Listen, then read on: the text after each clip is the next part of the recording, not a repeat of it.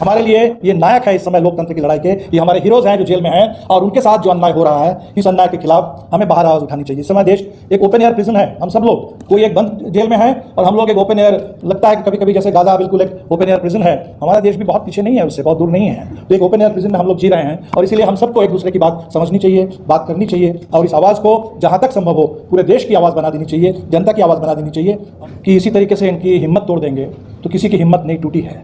Jail से ही पता चलता है कि भगत सिंह का वारिस कौन है और सावरकर के वारिस कौन है। जेल भी बहुत कुछ बताता है। तो आज़ादी के आंदोलन के दौर में भी हमने अशफाकुल्लाह को, भगत सिंह को, चंद्रशेखर आज़ाद को जेल से पहचाना, और सावरकर को भी जेल से ही हमने पहचान लिया था। ये बिल्कुल जो हम कह रहे हैं कि ये मजाक हो रहा है इंसाफ के साथ, इसमें तो कोई दो राय नहीं है। जो बात अभी आई कि हमारे चीफ जस्टिस बार बार याद दिलाते हैं कि बेल रूल है और जेल एक्सेप्शन होना चाहिए।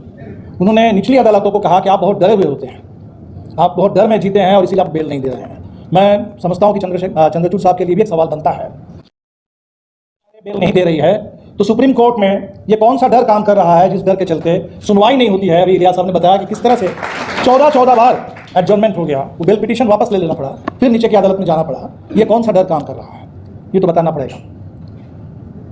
एक तरफ ये जो मुकदमे हैं तो बिल्कुल केसेस फर्जी है, लेकिन भीमा कोरेगांव में हिंसा तो हुई थी, दलित तो, दिल्ली में हम जानते हैं, हम तो दंगा शब्द इस्तेमाल करना नहीं चाहते। ये जहाँ भी जब भी हम दंगा कहते हैं तो लगता है कि दोनों तरफ से कुछ मारपीट हुई और दोनों तरफ से लोग मारे गए।